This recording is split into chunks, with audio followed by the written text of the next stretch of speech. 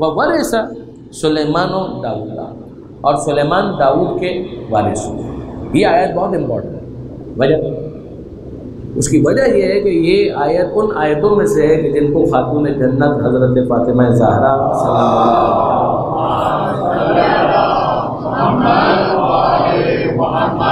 دلیل کے طور پر پیش کیا تھا۔ میں اپنی بات کو مکمل کرتا ہوں، مگر اس سے پہلے تھوڑا آگے تشریف جائیے تاکہ جو لیٹ کر رہے ہیں ان کو بھی جگہ مل سکے۔ آگے بڑھ درود بھیجیے گا محمد و آل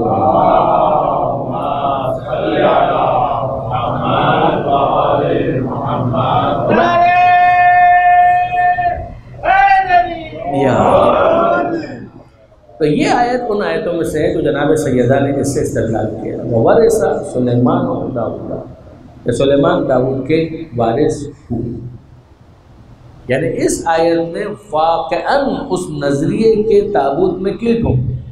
اگر آپ انصافاً دیکھیں یہ قرآن مجید کی آیت ہے، صراحت کے ساتھ کہہ رہی ہے کہ سلیمان داؤد کے وارث ہوئے۔ ایک باپ بیٹے تھے، داؤد بھی نبی تھے، سلیمان بھی نبی تھے۔ وہ جو مذمومہ حدیث تھی جو کہ بالکل فالٹی ہے، اس کے الفاظ کیا ہے؟ نحن معاشر الانبیاء لا نرث ولا نورث ما ترکنا صدقہ، کہ ہم گروہ انبیاء ہمارا نہ کوئی وارث ہوتا ہے نہ ہم کسی کے وارث ہوتے ہیں، ما ترکنا صدقہ، جو ہم چھوڑ جائیں وہ صدقہ ہے۔ بیان کون کر رہا ہے؟ کہ جس کا رسول کی میراث سے کوئی تعلق نہیں۔ جناب سیدہ کہہ رہی ہیں کہ اگر پیغمبر اکرم کو بتانا ہوتا تو تم کو کیوں بتاتے؟ یعنی عمومی حکم تو نہیں ہے نا جو تم خود کہہ رہے ہو اس کے مطابق، یعنی واقعاً اگر آپ غور کریں عمومی حکم ہے۔ عمومی حکم تو یہی ہے کہ اولو الارحام بعضهم اولی ببعض، کہ رشتہ داروں کے اندر ہی بعض سے قریب ہوتے ہیں، جو قریب والے ہیں ان کو حصہ ملے گا، جو دور والے ہیں وہ محروم ہو جائیں گے۔ جس پر گروہ ہے کہ پہلا گروہ، دوسرا گروہ، تیسرا گروہ، وہ میراث کا، کہ اگر پہلے گروہ کے اندر کوئی ہے تو دوسرے گروہ کی باری نہیں ہے، دوسرے گروہ میں کوئی ہے تو تیسرے گروہ کی باری نہیں ہے۔ یہ جو قرآن مجید کہہ رہا ہے للذکر مثل حظ الانثیین سورہ نساء کے اندر، کہ اگر بیٹا ہے تو اس کو دگنا حصہ ملے گا اور بیٹی اگر ہے تو اس کو ایک حصہ ملے گا، کوئی نہیں ہے تو سیدھی سی بات ہے کہ بیٹی ہی کو سب کچھ ملے گا، یہ سب کدھر گیا؟ یہ قرآن مجید جو کہہ رہا تھا، کیا میرے بابا قرآن مجید کے خلاف کوئی حکم دیں گے؟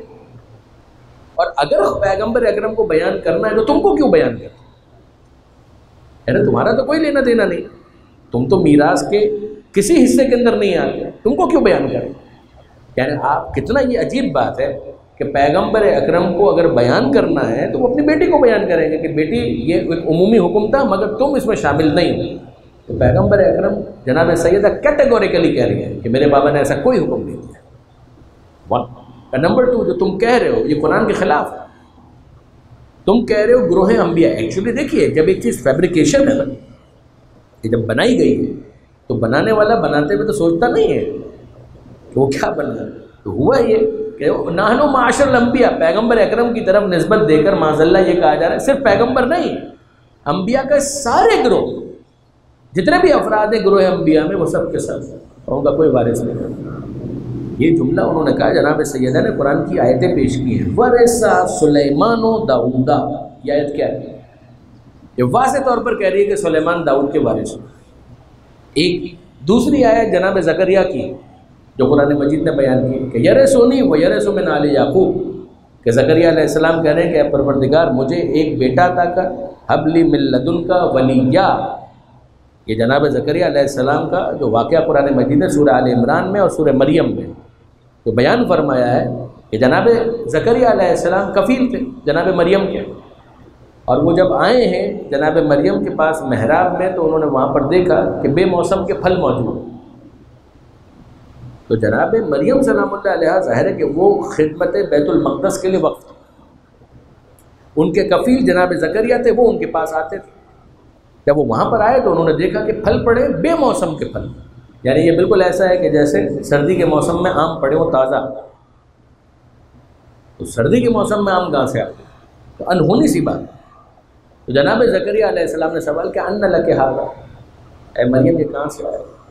قالت ہوا من عند اللہ، تو مریم نے کہا سلام اللہ علیہا کہ یہ تو اللہ کے پاس ہے۔ ان اللہ یرزق من یشاء بغیر حساب، خدا جس کو چاہتا ہے بغیر حساب کے رزق عطا کرتا ہے۔ ہنالک دعا زکریا، یہاں پر جناب زکریا علیہ السلام نے پروردگار کی بارگاہ میں دعا کی۔ یعنی اب ذرا اس پورے سیناریو کو سمجھیے گا کہ جناب زکریا علیہ السلام نے دعا مانگی، یعنی ان کے دل میں ایک کروٹ، ایک تڑپ پیدا ہوئی. انہوں نے کہا کہ وہ خدا جو بن موسم کے پھل دے سکتا ہے تو بڑھاپے میں مجھے اولاد کیوں نہیں دے سکتا؟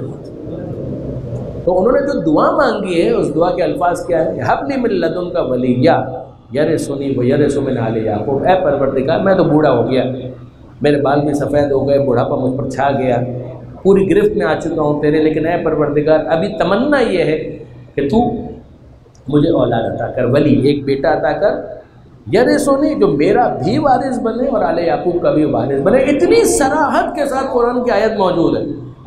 اور وہ کہہ رہے ہیں کہ نہیں، یہ کہہ دیا کہ ہم گروہ انبیاء ان کا کوئی وارث نہیں ہوتا. وہ جناب زکریا علیہ السلام کی بات کو آپ کہاں لے جائیں گے؟ یہ جناب سلیمان علیہ السلام اور داؤد علیہ السلام کی بات کو آپ کہاں لے جائیں گے؟ اب مسئلہ کیا ہے برادران عزیز؟ پرابلم کہاں تھی؟ میں تو بہت محتاط الفاظ میں صرف اس لیے کہ آپ تک بات پہنچے کہ موقف ہے کیا بچوں کے لیے، جوانوں کے لیے، کہ موقف ہے، کہ موقف بڑا سمپل ہے. آل محمد نے ہمیں حدیث کے قبول کرنے کے لیے بھی معیار دیا، اور وہ یہ کہا کہ یاد رکھنا کوئی حدیث قرآن کی مخالف نہیں ہو سکتی.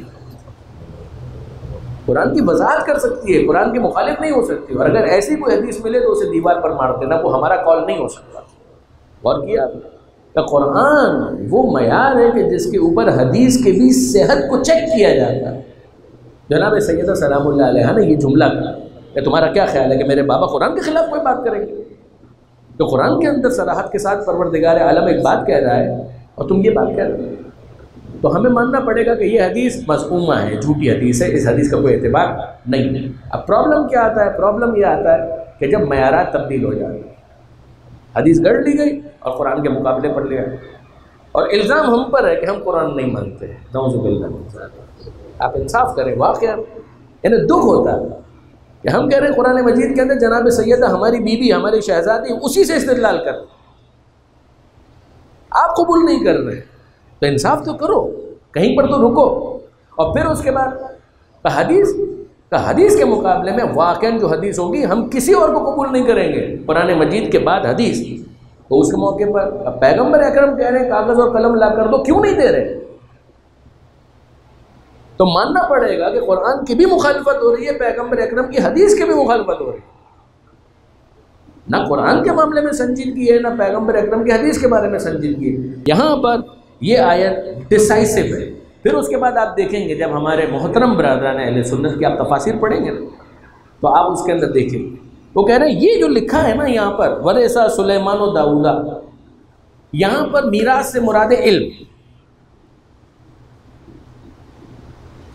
اچھا ایک مرحلے کے لیے ہم کہیں کہ ٹھیک ہے یہاں پر ہے، اس میں کیا ہے؟ زکریا علیہ السلام کے کیس میں وہ جو کہہ رہے ہیں میں بوڑھا ہو رہا ہوں، میری بیوی بھی بانجھ ہے، مجھے ایک وارث عطا کر، تو علم کے لیے وارث مانگ رہے ہیں. کمال ہے. میری بیوی بوڑھی ہو چکی ہے، بانجھ ہے، میں بوڑھا ہو چکا ہوں، مجھے اپنے رشتہ داروں سے بھی خوف ہے، تو کس بارے میں خوف ہے؟ کہ میرا علم کہیں چلا جائے. کیا بات ہے؟ ایکچولی ہوتا یہی ہے کہ ایک غلطی، پھر اس کے بعد دوسری غلطی، پھر تیسری غلطی، یہ خود فساد ہے، پھر اصلاح نہیں ہو سکتی. غور کیا؟ اب یہاں پر ذرا اس کو بھی سوچئے گا کہ یہ جو کہا گیا ورثہ سلیمان و داؤدا، یہاں پر علم مراد نہیں ہو سکتا. اس کی وجہ کیا ہے؟ پیچھے سے واپس پڑھیے. میراث تو وہ ہے کہ جو ان کے ذریعے سے ملے گی. پروردگار عالم کیا کہہ رہا ہے؟ پہلے کیا اعلان کیا؟ لقد آتینا داود و سلیمان علما، ہم نے داؤد کو بھی علم دیا، سلیمان کو بھی علم دیا. میراث کی بات کہاں رہی؟ یعنی واقعی غور طلب ہے. پروردگار عالم نے پہلے کہا ہم نے داؤد کو بھی علم دیا، ہم نے سلیمان کو بھی علم دیا. اب وہ کہہ رہے ہیں کہ وہ ان کے وارث ہوئے علم کے اندر. نہ، خواہ ادھر ادھر جانے کی ضرورت نہیں ہے. قرآن کو مت بدلو، اپنے نظریات کو بدلو، اپنے عقائد کی اصلاح کرو. بات سیدھی اور صاف ہے. انی تارک فیکم الثقلین، کتاب اللہ و عترتی اہل بیت. میں تمہارے درمیان دو چیزیں چھوڑ کر جا رہا ہوں، ایک اللہ کی کتاب، دوسری میری عطرت، میرے اہل بیت. ان سے جڑ جاؤ، گمراہی سے بچ جاؤ گے. ایک کو بھی چھوڑا تو گمراہی تمہارا مقدر ہے. پھر کبھی ادھر ہاتھ مارو گے، کبھی ادھر ہاتھ مارو گے، کبھی ادھر پیر رکھو گے، کبھی ادھر پیر رکھو گے، کبھی ادھر گرو گے، کبھی ادھر گرو گے. صراط مستقیم سے ہٹ جاؤ گے.